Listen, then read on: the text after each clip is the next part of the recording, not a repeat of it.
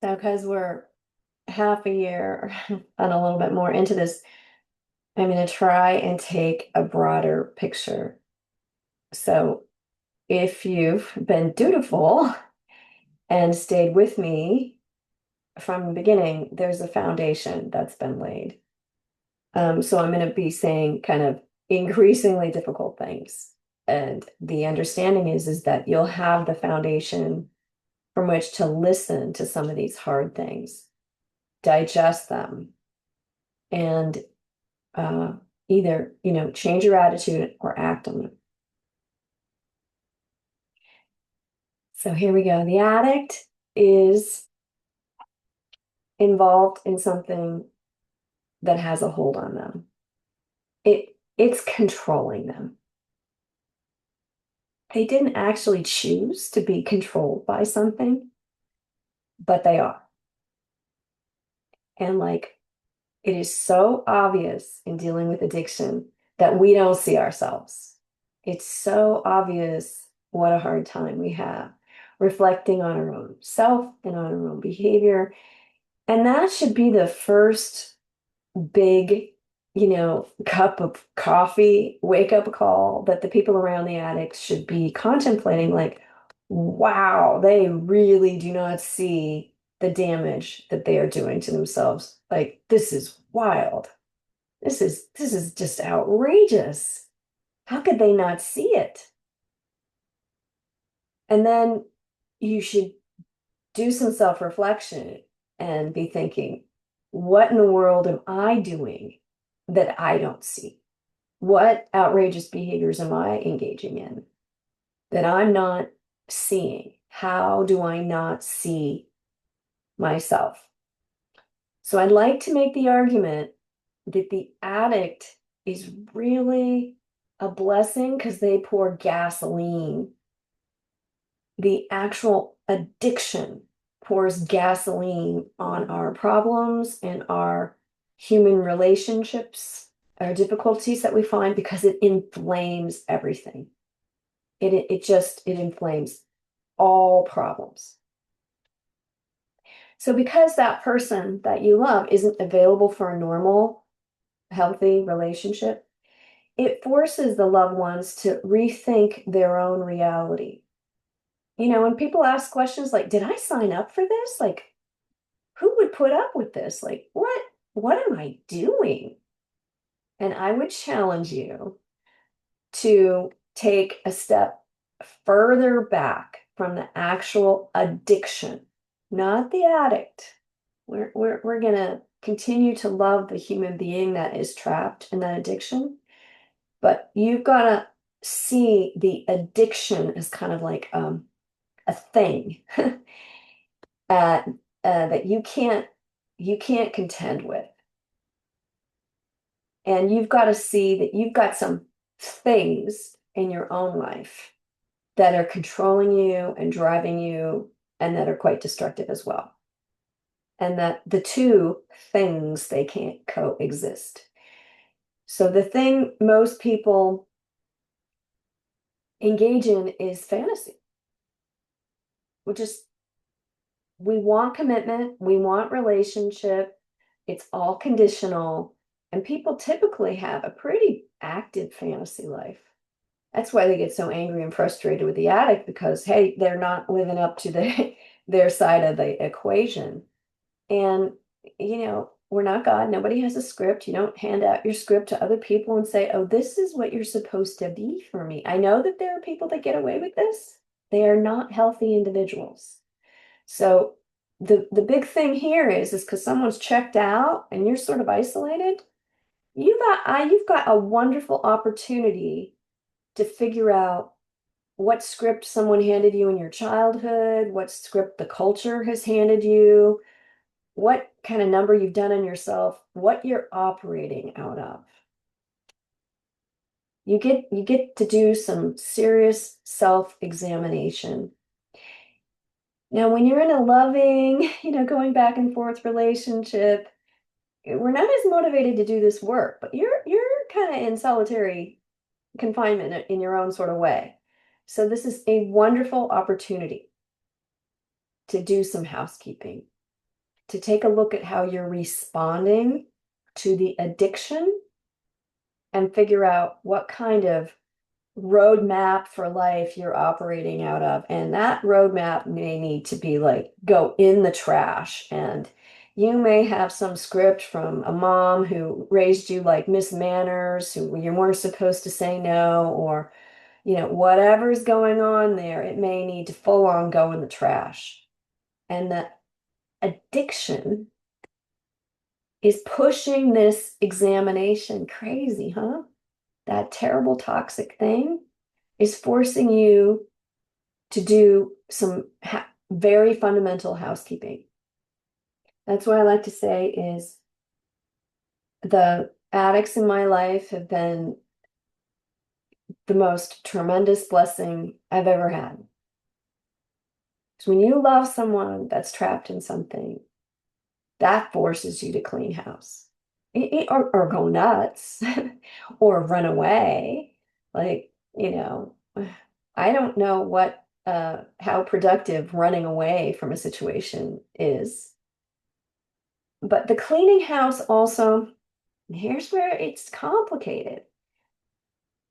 So when you're in a partnership when you're in a marriage or you've had a child with someone and that kid is an addict and you desperately want them to get better, you may see a very dark side of that partner of yours who likes that kid being trapped, likes, having that kind of control, likes knowing that they can use that thing to control another human being.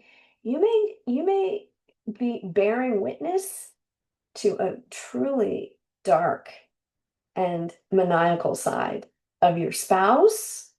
And that I've seen it. The psychologist who's got a kid that's a gaming addict, who's off telling people how to live their lives and is doing everything they can to hide the situation and keep that person. I've seen it. Pastors, I have seen it all. Like, don't be surprised by anything. When you try to get healthy, that there are people who they don't want, it may be what they're doing to hold on to you. Addiction is complicated.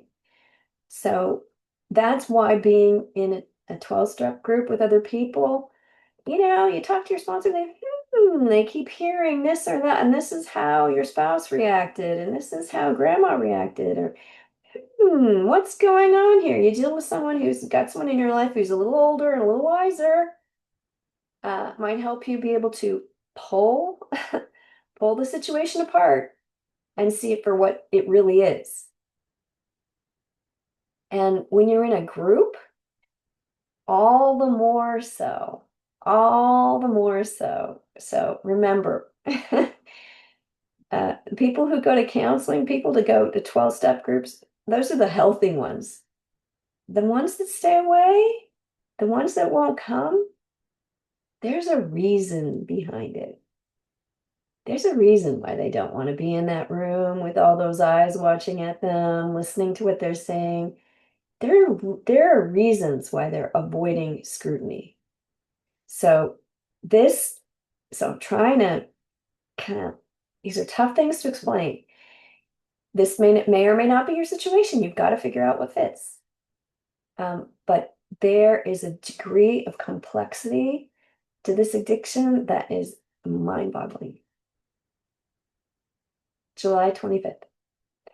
After years of letting people take advantage of me, oops, sorry, I'm on the wrong page. July 26th. I'm learning to identify illusions that make my life unmanageable. For example, I wanted to stop controlling people and situations, but the harder I tried, the more I felt as if I were knocking my head against a wall. Then someone mentioned that I couldn't give up something I didn't have. Perhaps I could try giving up the illusion of control. Once I saw that my attempts to exercise power were based on illusions, it was a lot easier to let go and let God. Another illusion is that I have a big hole inside and I must fill it with something from outside myself.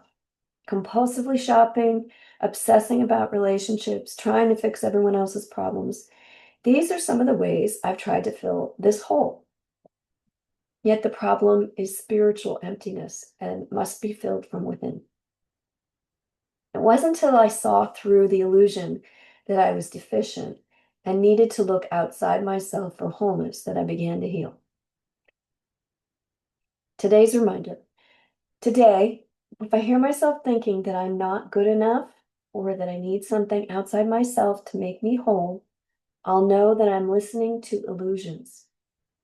Today, I can call an Al-Anon friend and come back to reality. Here's the quote. Human beings, by exchanging the inner attitudes of their minds, can change the outer aspects of their lives. William James. And there's a caveat I want to say about all this. We're all messed up and we're all doing things in the wrong way. Our love is disordered.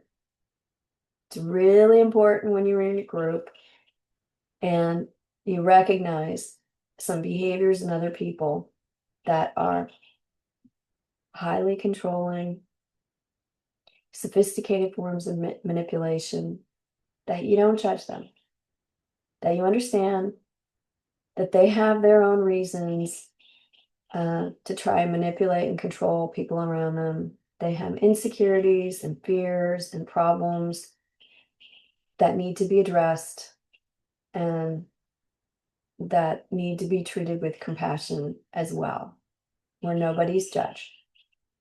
Discernment is important. We recognize where we're wrong. We talk about where we're wrong. We're clear about where we're wrong. We don't whitewash or candy coat things, but we don't engage in judgment. We don't engage in punishing others. We don't do any of that. If you believe in a higher power, that's God's job, because only God can do that appropriately. We are so ill-equipped to, judge ourselves, to judge our fellow man. So in the midst of scrutinizing problems and looking for them and recognizing them, please don't get overzealous and go into this position where you harshly judge other people or yourself.